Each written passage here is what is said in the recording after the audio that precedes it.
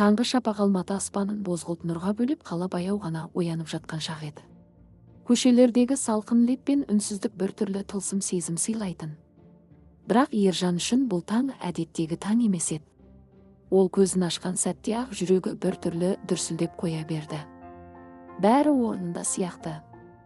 Бөлме, төсек, терезеден түскен жарық.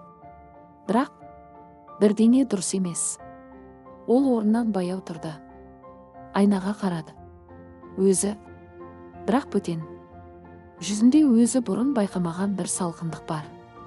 Көзінде жат тереңдік. Бұл не сезім? Деді ол сыбырлап. Жауап болмады. Ас үйге өтті. Үстелде дайын тұрған кофе. Бумен бұрқырап тұр. Мен мұны қашан дайындадым? Есінде жоқ. Бірақ бәрі дәл өзі істегендей. Ол шын аяқты қолына алды. Сол сәтте басына бөтен бір елес келді. Біреу осы ас үйде тұрғандай. Біреу дәл осылай кофе дайындағандай. Бірақ ол өз емес. Телефоны шыр етті. Хабарлама. Жұмыстан. Кешікпе, бүгін маңызды күн. Ержан қабағын түйді. Қандай күн? Ол жұмысқа асыға шықты.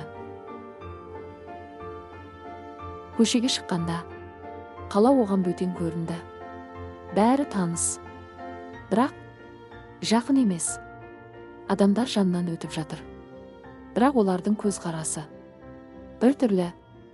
Бірі суық, бірі күмәнді, бірі жасырын ызаға толы. Олар мені таниды ма? Ішінде бір мазасыздық күшейді. Кеңсеге кіргенде бәрі анық сезілді. Әріптестері оған күлімсірейді. Бірақ шынайы емес. Жасанды. Құттықтаймыз, Ержан, деді біреуі. Не үшін? Қалай не үшін? Сен кеше жаңа қызметке тағайындалдың ғой. Жүрегі зу етті. Қандай қызмет? Басшылық орын. Ол үнсіз қалды. Мен мұны қалай алдым? Жауап жоқ. Тек тағы бір елес.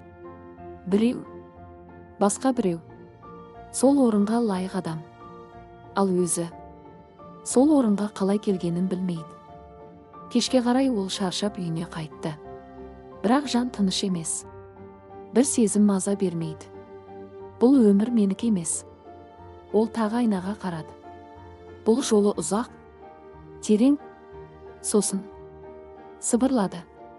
Мен біреудің орнында тұрмын ба? Айна үнсіз. Бірақ ішіндегі сезім анық. Сол сәтте шам жыпылықтап кетті. Бөлме қараңғыланып қайта жарықтанды.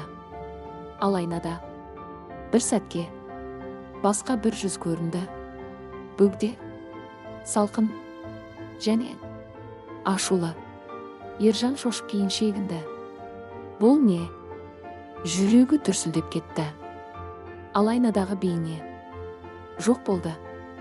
Бірақ бір нәрсе анық еді. Ол бұл өмірде жалғыз емес. Және бұл өмірдің шын иесі бар. Кешкі қала Алматы үстіне қараңғылық баяу төгіліп, шамдар бірінен соң бірі жанып жатты. Бірақ Ержан үшін жарық та, қараңғылық та бірдей еді. Күмәнді. Айнадағы көрініс оның ойынан кетпеді. Бұл елес пе? Әлде шындық па? Келесі күн ол әдейі баяу оянды. Бәлкім бәрі өз қалпына келер. Бірақ жоқ. Ас үйде тағы да дайын тұрған таңғы ас. Телефонында белгісіз адамдардан жылы хабарламалар. Жұмыстан құрмет. Бәрі мінсіз. Тым мінсіз. Бұл өмір тым жақсы, деді ол күбірлеп. Бірақ неге мен оны сезінбеймін? Жұмысқа барған сәтте бәрі қайта басталды. Кеңсе, кабинет, жаңа орын, үлкен үстел, қымбат орындық. Бірақ ол отырғанда бір түрлі қысым сезінді. Бұл жер менікі емес. Ол үстел жәшігін ашты. Құжаттар, папкалар және бір конверт. Еш жазусыз. Ақ, салмақты. Жүрегі бір түрлі соқты. Ол ашты. Ішінен бір ғана қағаз шықты. Қысқа жазу. Өзіндік емес нәрсені қанша уақыт ұстай аласың? Қолдары дір етті. Бұл не? Жазу жалғасты. Сен оны тартып алдың. Жүрегі тарс етті. Кімді? Кенет есіне әлсіз бір көрініс түсті.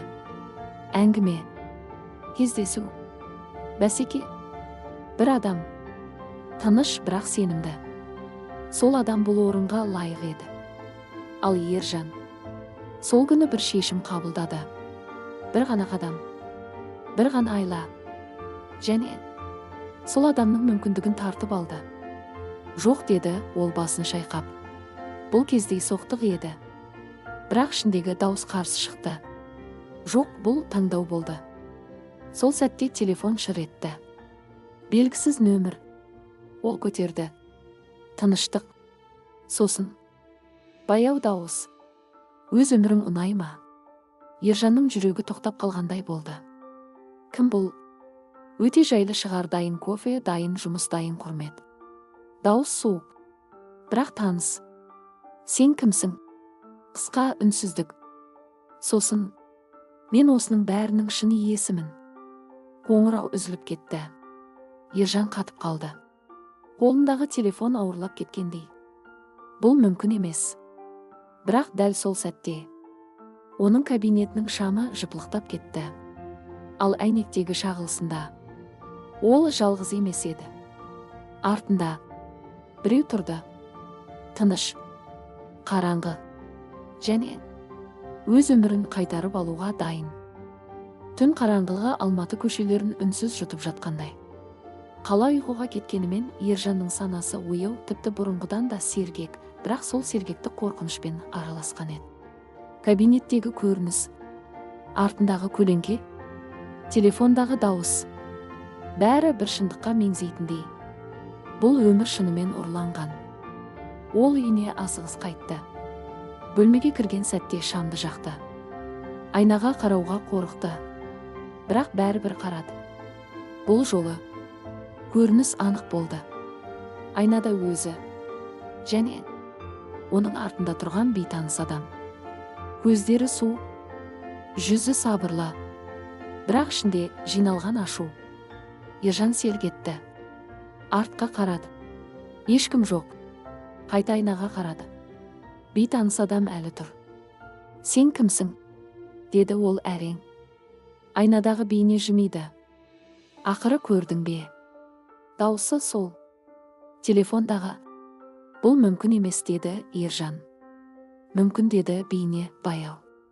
Сен мүмкін емес нәрселерді жақсы жасайсың ғой. Жүрегі шым етті. Мен саған не істедім? Айнадағы адам көзін тік қадады. Сен менің өмірімді алдың. Үнсіздік.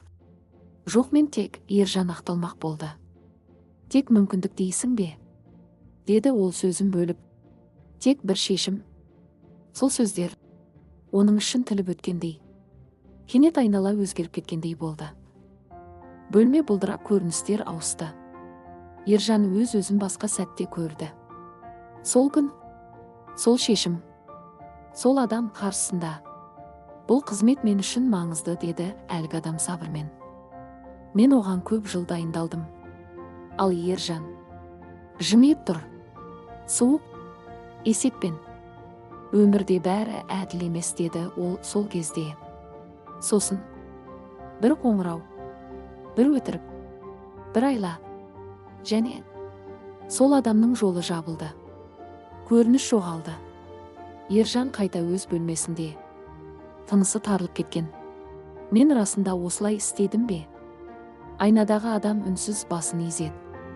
Ал енді, деді ол баяу, әділдік өз орнын алады.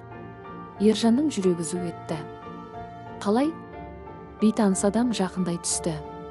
Айнадан шықпаса да. Сезімі жақын. Қысым күшейді. Сен менің өмірімді алдың. Енді мен сенікін аламын. Сол сәтте шам өшті. Толық қараңғылық. Телефон өзі қосылып кетті. Экранда жаңа жазу. Ауыстыру басталды. Жүрегі тоқтап қалғандай болды. Жоқ, жарық қайта жанғанда бәрі өзгерген еді. Бөлме сол. Бірақ бір нәрсе басқа. Айнада тек бір адам. Бірақ бұл жолы ол Ержан емес. Ал бөлменің ішінде тұрған Ержан өз бейнесін жоғалтқанын енді ғана түсінді. Ол бар, бірақ бұл өмірде емес. Таңғы бозамық жарық Алматы көшелеріне жайылып, қала тағы бір жаңа күнді қарсы алып жатты.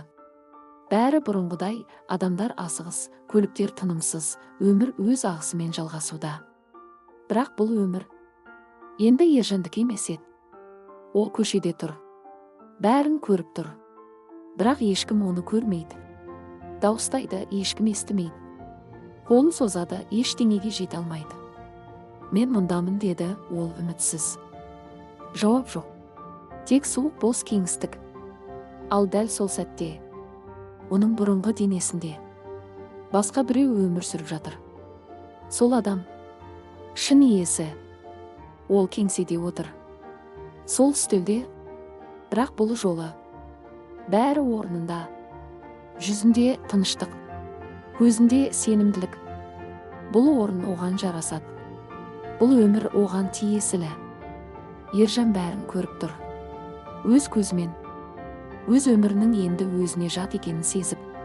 Демек бәрі бітті. Ішінде бос қуыс қалған. Өкіну ғана бар.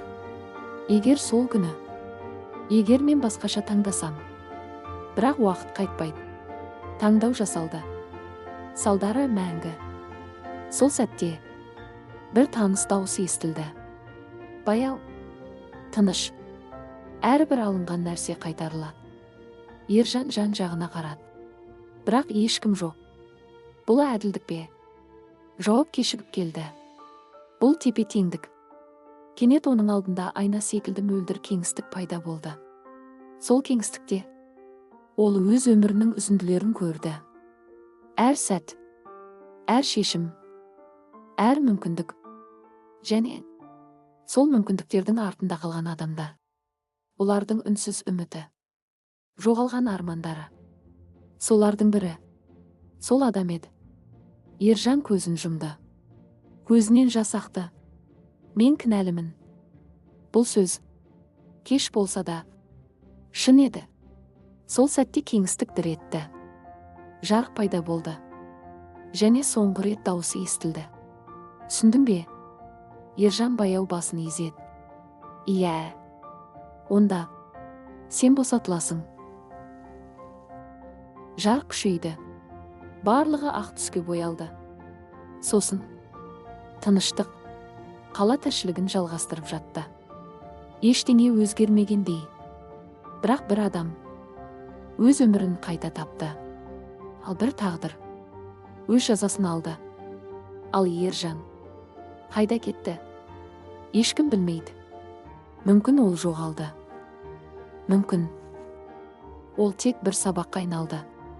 Өйткені өмірде ең ауыр кек біреудің орнын алу емес, өз орныңды мәңгіге жоғалту.